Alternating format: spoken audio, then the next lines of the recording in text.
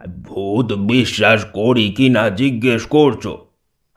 যদি বলি বিশ্বাস করি, তাহলে তোমরা নিশ্চয়ই আমাকে নেহাতি পাড়া গিয়ে ঠাউরাবে। কিন্তু তাই বলে তো আর জল জ্যান্ত মিছে কথাটা বলতে পারি না, বিশেষ করে এই বুড়ো বয়সে। সুতরাং জিজ্ঞেসই যখন করলে, তখন বলেই ফেলি।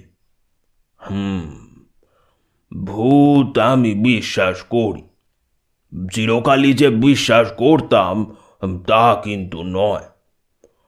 একটা বিশেষ ঘটনার পর থেকেই বিশ্বাস করি, এবং বাকি জীবনটাও বিশ্বাস করেই চলতে হবে আমাকে।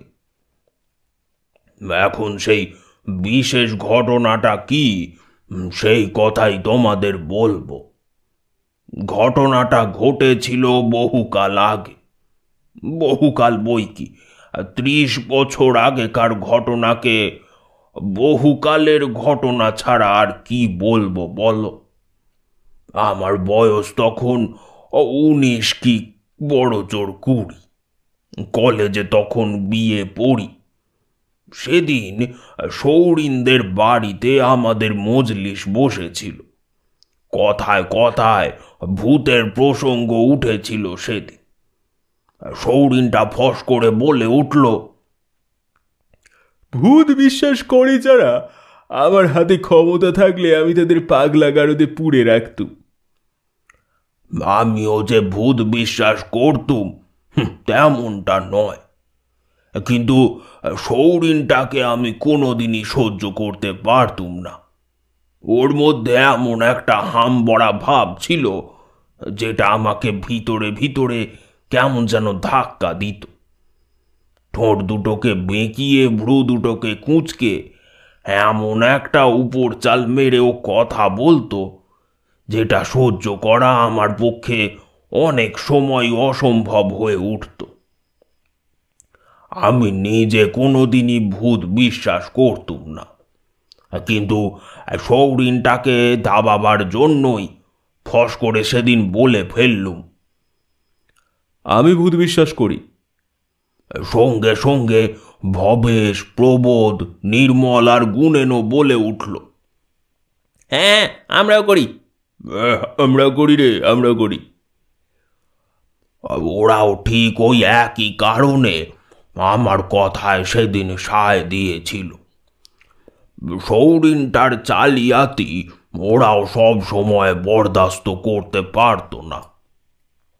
এবার চলল তুমুল তর্ক যুদ্ধ। সে যুদ্ধে যুক্তি প্রমাণ যত না ছিল, তার চেয়ে অনেক বেশি ছিল গলাবাজির দাপট। সৌরিনদের বাড়ি থেকে ফিরে সেদিন ঠিক করল, রাস্কেলটাকে যে করে হোক জব্দ করতে হবে। তারপর বসলো পরামর্শ সভা। অনেক জল্পনা কল্পনার পর ঠিক হলো, ওকে একদিন ভূত দেখাতে হবে। কিন্তু দেখানো যায় কি করে? প্ল্যান আঁটতে বসে গেলাম সবাই মিলে। ভবেশের মাথায় অনেক রকম কূট বুদ্ধি খেলত। অনেকক্ষণ চুপ করে বসে থেকে হঠাৎ সে বলে উঠল, এই হয়েছে, হয়েছে। বললুম, কি হয়েছে রে? চোখ দুটো বুজে ভবেশ বললে, এই রায়দের বরানগরের বাগান বাড়ি।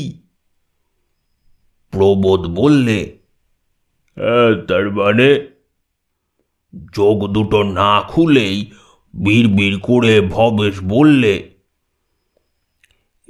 ভূতনাথ। বিরক্ত হয়ে বললুম, কি মাথামুন্ডু বকছিস তুই? সে তেমন ভাবেই বিড় করে বললে, বদন রায়ের অয়েল পেন্টিং। সজোরে একটা ঝাঁকুনি মেরে বললুম, এই সিদ্ধি খেয়েছিস নাকি? এইবার চোখ দুটো খুলে সোজা হয়ে বসে ভবেশ বললে, ব্যস্ত হইও না বন্ধু, ব্যস্ত হইও না, খুলে বলছি সব।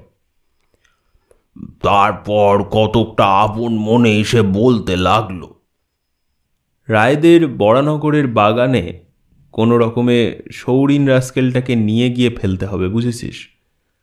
রায়দের নন্দর সঙ্গে আমার যথেষ্ট পরিচয় আছে। বাগানটা একদিনের জন্য চাইলে নিশ্চয়ই ছেড়ে দেবে। ওদের বাগানবাড়ির দোতলায় হলঘরটায় দেয়ালে নন্দ ঠাকুরদা বদন রায়ের একটা প্রকাণ্ড অয়েল পেন্টিং ছবি আছে। ইয়া লম্বা চওড়া পুরুষ, ইয়া পাকানো গোঁপ, ইয়া গালপাট্টা, গায়ে কালো রঙের চোগা, তার উপর কলকাতার সেকেলের শাল। তাকে থামিয়ে দিয়ে বললুম, তাতে আমাদের কি এলো গেল শুনি? আমার কথায় একটুও কান না দিয়ে ভবেশ পূর্ববৎ বলে যেতে লাগলো, আমাদের ভূতনাথের চেহারাটা এইবার একবার চোখ বুঝে ভেবে নেওয়া যায়। দিব্যি লম্বা চওড়া চেহারা, নাকের তলায় বাঁকানো গোঁপ নেই বটে, কিন্তু নকল গোঁপ সাজওয়ালাদের দোকান থেকে ভাড়া করে এনে যথাস্থানে দিয়ে দিতে আর কতক্ষণ। গাল দুটোতে নকল গালপাটটাও অনায়াসে জুড়ে দেওয়া যেতে পারে। চোগার শাল নন্দর কাছ থেকে একদিনের জন্য ধার করলেই হবে। বদন রায় যে চোগার শাল গায়ে ছবি আঁকিয়েছিলেন, সেই চোগার শাল নন্দদের বাড়িতেই আছে, সুতরাং ওর কাছ থেকে একদিনের জন্য চাইলেই পাওয়া যাবে। সকলেই এবার সৎসাহে বলে উঠলুম, তারপর তারপর ভবেশ এতক্ষণ কতকটা নিজের মনেই বলে যাচ্ছিল, এইবার আমাদের দিকে চেয়ে বললে, তারপর তোরা কোনো উপায়ে সৌরিনটাকে রায়দের ওই বাগান বাড়িতে নিয়ে ফেলবি। দোতলার হলঘরটায় বসবে তোদের মজলিস। বদন রায়ের অয়েল পেন্টিংটা তারিফ করবি তোরা সকলে, যাতে করে সৌরিনের নজর পড়ে ছবিটার দিকে। ছবিটা নিয়ে বেশ খানিকক্ষণ আলোচনা চালাবি, যাতে করে ছবিটার দিকে ওকে বারবার চাইতে হয়, এবং তার ফলে ছবিটার খুঁটিনাটিগুলো ওর মনের মধ্যে বেশ করে গেঁথে যায়। ওদিকে ভূতনাথরা আগে থাকতেই বাগানবাড়ির তেতালার ছাদের চিলে কুঠুরিটায় সেজেগুজে তৈরি থাকবে। ওখানে একটা বড় দেখে আয়না রাখা হবে। আয়নার সামনে দাঁড়িয়ে ও নকল গোঁপ আর গালপাট্টা স্পিরিট গাম দিয়ে বেশ করে যথাস্থানে জুড়ে দিয়ে শাল আর চোগা গায়ে দিয়ে স্বর্গীয় বদন রায় সেজে রেডি হয়ে বসে থাকবে। আমরা এদিকে দোতলার হলঘরটায় হল্লা করতে থাকব। তারপর যেই একটু রাত হবে, স্বর্গীয় বদন রায়ের ভৌতিক সংস্করণটি তেতালা চিলে কুঠুরি থেকে বেরিয়ে সিঁড়ি বেয়ে নেমে এসে হলঘরের সামনের চলনটাতে ঘটঘট করে জুতো শব্দ করে গদাই লস্করি চালে পায়চারি করতে থাকবে। ব্যাপার দেখবার জন্যে তোরা তখন হলঘর থেকে সৌরিনকে নিয়ে বেরিয়ে আসবি।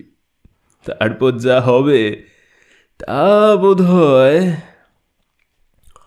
তার কথাটা শেষ করতে না দিয়েই সকলে একসঙ্গে চেঁচিয়ে উঠল, 3 cheers for ভবেশ দা, হিপ হিপ হুররে। জয়ধ্বনির পালা শেষ হতেই প্রবোদের দিকে চেয়ে ভবেশ বললে, মনে আছে তুই কথা দিয়েছিলি বিয়ের পর একদিন আলাদা করে আমাদের ফিস্ট দিবি? ফিস্টটা রায়দের বাগান বাড়িতেই হলে কেমন হয়? খাওয়াও হবে, ভূত দেখাও হবে, অর্থাৎ আহার এবং ওষুধ দুই একসঙ্গে হবে। আহারটা হবে আমাদের আর ওষুধটা গিলবে সৌরিন রাস্কেল। সকলে একসঙ্গে বলে উঠলুম, চমৎকার চমৎকার। 1 মাস পরের ঘটনা।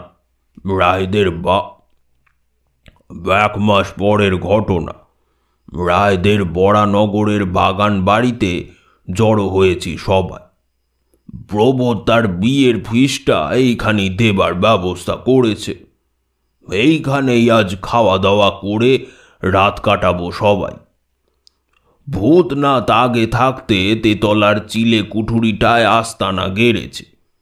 সব মজুদ, নকল গোঁপ, নকল গালপাট্টা, চোগা শাল সবই জোগাড় হয়েছে।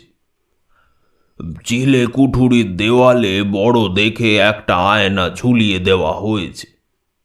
অনুষ্ঠানে ত্রুটি নেই কোথাও। ভূতনাথের উপর আমাদের সকলের অখণ্ড বিশ্বাস। এসব কাজ তার উপর যথেষ্ট নির্ভর করা যায়।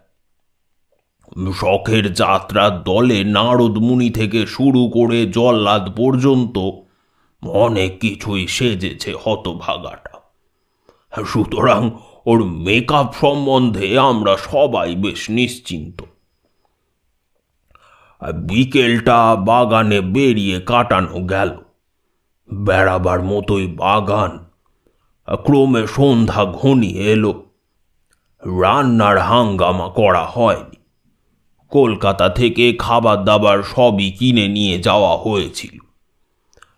চাটা কেবল স্থানীয় একটা দোকান থেকে আনিয়ে নেওয়া হয়েছিল।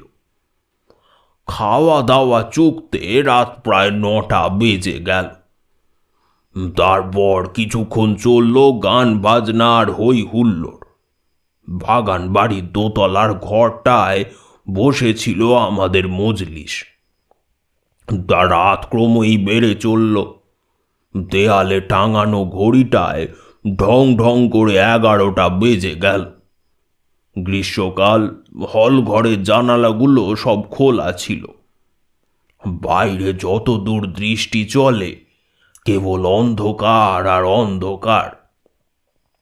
খোলা জানালা দিয়ে দেখা যাচ্ছিল কেবল বড় বড় আম গাছগুলোর ঝাঁকড়া মাথা।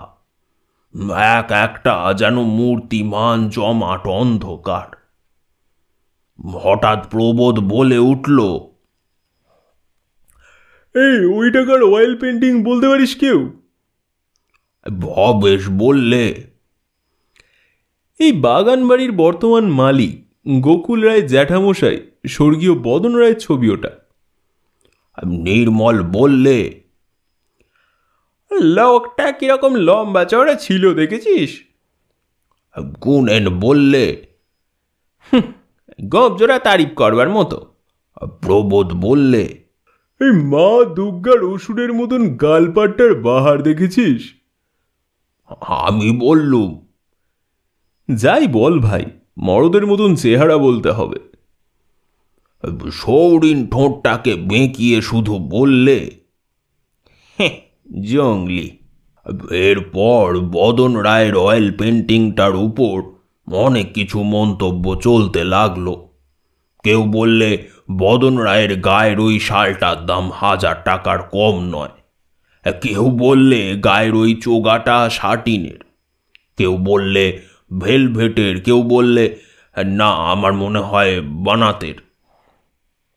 ভবেশ বললে, ও চোখ দুটো কিরকম জল জল করছে রে। চোখের চাউনি দেখলেই বোঝা যায় লোকটা খুব বুদ্ধিমান ছিল। একটা অবজ্ঞার হাসি হেসে ঠোঁটটাকে আগের মতোই বেঁকিয়ে সৌরিন বললে, মুখ চোখের ভাব দেখে আমার কিন্তু মনে হয় লোকটা একটা আস্ত ইডিয়েট ছিল। ঠিক সেই সময় গুনেন বলে উঠল, বাইরে চলনেও কিসের শব্দ? বাইরে তখন সত্যি একটা খটখট শব্দ হচ্ছিল। ভারী জুতো পরে কেউ পায়চারি করে বেড়ালে যেরকম শব্দ হয়, ঠিক সেই রকম শব্দ। শব্দটা যেন চলে চলে বেড়াচ্ছে। ভবেশ চেঁচিয়ে উঠল, কে কে ওখানে? কোনো উত্তর নেই। গুনেন বললে, একবার বেরিয়ে দেখলেই তো সব গোল চুকে যায়। চাপা কণ্ঠে ভবেশ বললে, কাজ নেই বেরিয়ে। ঠোঁটটাকে বেঁকিয়ে সৌরিন বললে, যত সব মেয়ে মানুষ। কথাটা শেষ করেই সে তড়াক করে উঠে দাঁড়ালো এবং এক নিমেষে ঘর থেকে বেরিয়ে পড়ে চলনের সুইচটা টেনে দিল। দেখতে দেখতে বাইরে চলনটা আলোকিত হয়ে উঠল। পরক্ষণেই একটা ভারী জিনিস পড়ার আওয়াজ শোনা গেল। সকলে তাড়াতাড়ি ঘর থেকে বেরিয়ে পড়ল। সৌরিন তখন চলনের এক ধারে মেঝের উপর পড়ে গাঁ গাঁ করছে। ওদিকে বদন রায়ের ভৌতিক সংস্করণটি লম্বা চলনটায় তখনও গদাই লস্করি চালে পায়চারি করে বেড়াচ্ছে। বলিহারি মেকআপ, অয়েল পেন্টিংয়ের বদন রায় সহসা যেন শরীর ধারণ করে আমাদের সামনে এসে দাঁড়িয়েছে। একেবারে হুবহু সেই চেহারা। ভূতনাথটার কেরামতি আছে বলতে হবে, কিন্তু ওদিকে মন দেবার সময় নেই তখন। সৌরিনকে নিয়ে আমরা তখন রীতিমতো বিব্রত হয়ে পড়েছি। ধরাধরি করে তাকে হল ঘরে এনে ফরাসের উপর শুইয়ে দেওয়া হল। মাথার উপরকার ইলেকট্রিক ফ্যানটা পুরো দমে চালিয়ে দিয়ে মুখে চোখে জলের ঝাপটা দেওয়া হতে লাগলো। বাইরে চলনে তখন পায়চারির শব্দ থেমে গেছে। প্রায় 10 মিনিট পরে সৌরিন চোখ চাইলে বুঝলুম এতক্ষণে জ্ঞান ফিরে এসেছে। এতটা বাড়াবাড়ি হবে ভাবতে পারিনি আমরা। সৌরিনটার অবস্থা দেখে তখন সত্যি দয়া হচ্ছিল। ফ্যাল ফ্যাল করে চারিদিক পানে একবার চেয়ে সৌরিন আবার চোখ বুঝলে। তারপর ক্লান্ত হয়ে সে ঘুমিয়ে পড়ল। ভবেশ বললে, যাক, এতক্ষণে ফাঁড়া কাটলো, আর ভয় নেই। ঘণ্টাখানেক ঘুমলেই সব ঠিক হয়ে যাবে। এতক্ষণ ভূতনাথের কথা ভুলেই গিয়েছিল। সৌরিনটা একটু সুস্থ হতেই তার কথা মনে পড়ে গেল। সত্যি বাহাদুরি আছে ওর। ছুটলুম চিলে কুঠুরির দিকে ওকে কংগ্রেচুলেট করতে, কিন্তু সেখানে গিয়ে যা দেখলুম তাতে আমার চক্ষু কপালে উঠে ঠেলল। দেখি চিলে কুঠুরির মেঝের ওপর ভূতনাথের অচৈতন্য দেহটা পড়ে রয়েছে। ঘরের এক কোণে একটা কুঁজো ছিল। তাড়াতাড়ি কুঁজো থেকে জল নিয়ে তার মুখের ওপর জোরে জোরে ঝাপটা দিতে লাগলুম। অনেকক্ষণ পর ভূতনাথ চোখ মেললে। ইতিমধ্যে নির্মল আর ভবেশও এসে পড়েছিল। সবাই মিলে ধরাধরি করে তাকে দোতলায় নামিয়ে এনে হলঘরের পাশের একটা ছোট খালি ঘরে শুইয়ে দিল। আশ্চর্য ব্যাপার, নকল গোঁপ গালপাট্টা সবই তাজা রয়েছে, তাতে কেউ হাত দেয়নি। ব্যবহার করলে ওতে স্পিরিট গাম লেগে থাকত। শাল চোগা প্রভৃতি একটা সুটকেসে পরিপাটিভাবে ভাঁজ করা অবস্থায় সাজানো রয়েছে। হস্তক্ষেপের কোনো চিহ্ন বা লক্ষণ সেখানে নেই। এ কি করে সম্ভব হতে পারে? একটু আগে কে তবে বদন রায় সেজে আমাদের চোখের সামনে পায়চারি করে বেড়ালো? কে কে কে সে? বুকটা আমাদের দূর দূর করে উঠল। পরদিন ভূতনাথ সম্পূর্ণ সুস্থ হয়ে উঠলে তার মুখ থেকে ব্যাপারটা যা শুনেছিলুম তা এই রূপ। রাত 11:15টার সময় সে অর্থাৎ ভূতনাথ টেবিল ল্যাম্পটা জেলে আয়নার সামনে দাঁড়িয়ে সাজগোজের ব্যবস্থা করছিল। এমন সময় হঠাৎ আয়নায় কার ছায়া পড়ল। আয়না থেকে চোখ ফিরিয়ে পেছন ফিরে তাকিয়ে সে যা দেখলে তাতে তার সমস্ত শরীরের রক্ত চলাচল হঠাৎ যেন বন্ধ হয়ে গেল। সে দেখলে তার সামনে সশরীরে দাঁড়িয়ে রয়েছে অয়েল পেন্টিংয়ের সেই বদন রায়। সেই গোঁপ, সেই গালপাট্টা, সেই চলচলে বড় বড় চোখ। তারপর কি যে হয়েছিল তা সে জানে না। কেবল জ্ঞান হারাবার পূর্ব মুহূর্তে সে একজোড়া ভারী জুতোর অস্পষ্ট খটখট আওয়াজ শুনতে পেয়েছিল। আওয়াজটা তেতলার সিঁড়ি বেয়ে যেন নিচে নেমে যাচ্ছে। এর বেশি সে আর কিছু বলতে পারেনি।